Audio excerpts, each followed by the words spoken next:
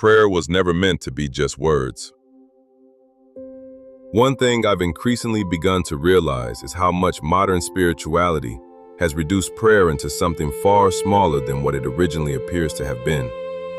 Today, when most people hear the word prayer, they think about talking, usually talking out loud, asking for things, reciting words, repeating memorized phrases.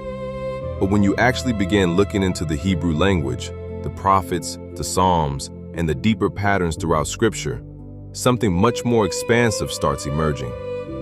Prayer in the biblical world was not merely speech, it was orientation, communion, alignment, full embodiment. Even the Hebrew words themselves began opening this up. One of the root words connected to prayer, palah, carries meanings tied not only to intercession, but also to mediation, discernment, and even self-examination. Another word tied to meditation, siach, means to muse, contemplate, rehearse inwardly, and commune within oneself. The deeper I looked into these words, the harder it became to maintain the modern flattened idea that prayer was simply talking to God. The prophets did not seem to live as people who merely repeated speeches upward into the sky. Their entire being participated in communion. They fasted, they wept, they sang, they danced, they cried out, they fell prostrate, they entered silence, they listened.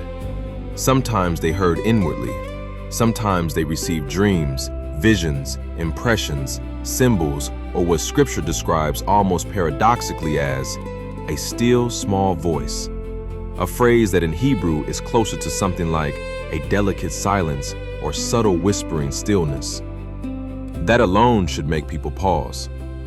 The encounter Elijah has is especially profound because Yah is specifically not in the wind, not in the earthquake, and not in the fire. The revelation emerges afterward through stillness, through subtlety, through inward attentiveness, and honestly, that feels deeply different from the loud, performative spirituality so much of the modern world has become accustomed to. The more I studied this, the more I began noticing how embodied biblical spirituality actually was. Modern spirituality often treats the body almost like an inconvenience, as if true spirituality is purely mental or abstract.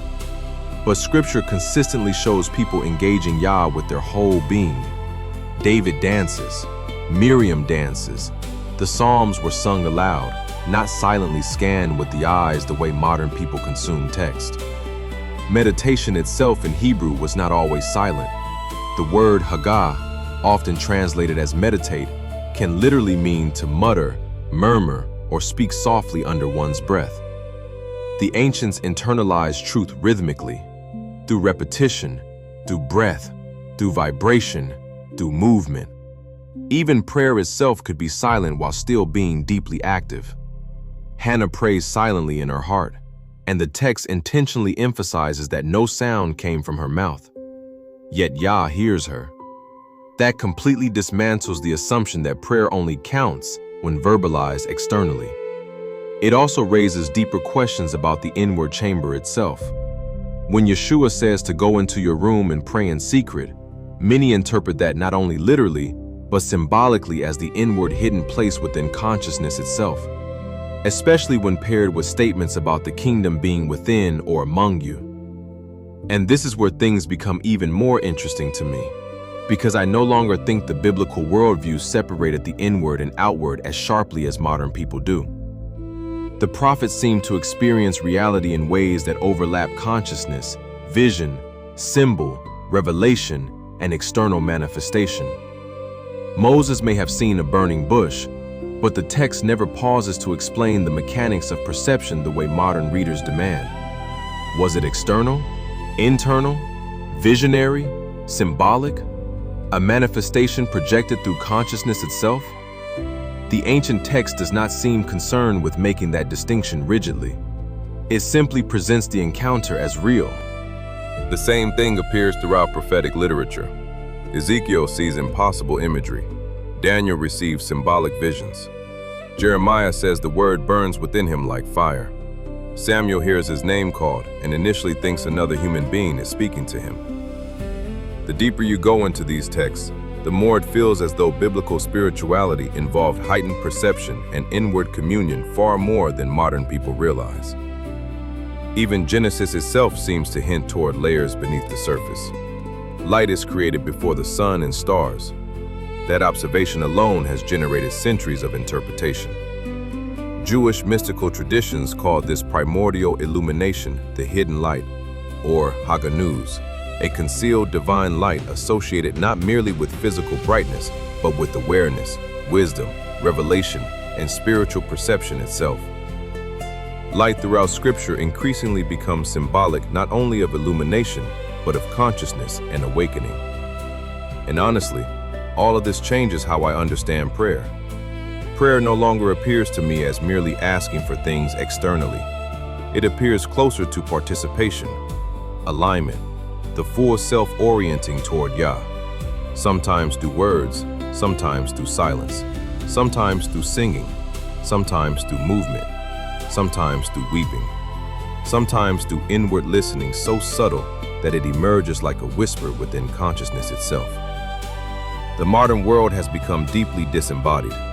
Everything is fragmented now. Prayer is one category, music another, meditation another, dance another, breath another.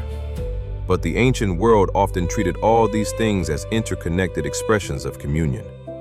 The body prayed, the breath prayed, the mind prayed, the heart prayed, the voice prayed, silence prayed. And perhaps that is part of what has been forgotten. Maybe prayer was never supposed to be reduced to speech alone. Maybe it was always meant to involve the entire living being. What makes all of this even more fascinating to me is realizing that many of the things modern people collapse into the single English word prayer were originally far more layered and nuanced in Hebrew thought. Once you begin looking into the actual words being used, the modern conception starts feeling increasingly incomplete. One of the phrases repeatedly translated in English Bibles as prayer is actually calling upon the name. The Hebrew phrase kara b'shem Yah carries meanings closer to invoking, crying out toward, proclaiming, appealing to, or orienting oneself toward the divine name. That feels profoundly different from the procedural image modern religion often gives people. It is not merely recitation, it is invocation, participation, relationship, turning oneself fully toward Yah in consciousness and intention. And then there are the other Hebrew concepts folded into what English simply calls prayer. Some passages are actually describing inward meditation. Others describe murmuring softly under one's breath. Others describe lament, contemplation, self-examination, or deep inward communion. The Hebrew word siach carries ideas tied to musing, inward conversation, meditation, and reflective thought. Meanwhile, hagah, often translated as meditate, literally carries the sense of muttering, murmuring, softly repeating, or internalizing rhythmically. That alone changes the entire image of biblical spirituality. The ancients did not seem to divide prayer, meditation, chanting, singing, contemplation, remembrance, and embodiment into separate categories the way modern people do. These things flowed into one another naturally. Singing the Psalms was prayer. Dancing before Yah was prayer. Silent inward communion was prayer. Crying aloud was prayer. Bowing the body was prayer. Even attentive stillness itself could become prayer. And honestly, this also changes how I understand the prophets. They do not appear to function merely as people hearing external booming voices from the sky every few days. Many of their encounters seem deeply inward while still being profoundly real to them. Samuel hears his name and initially thinks another person called him.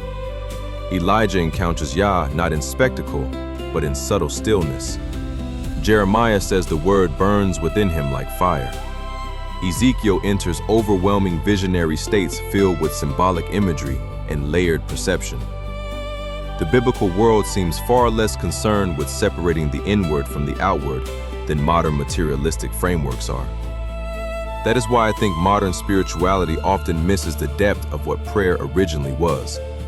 It was never just speech directed upward.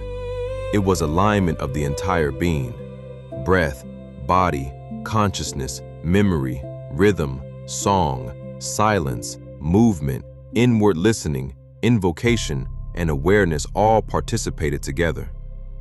Prayer was not merely something someone said, it was something someone entered.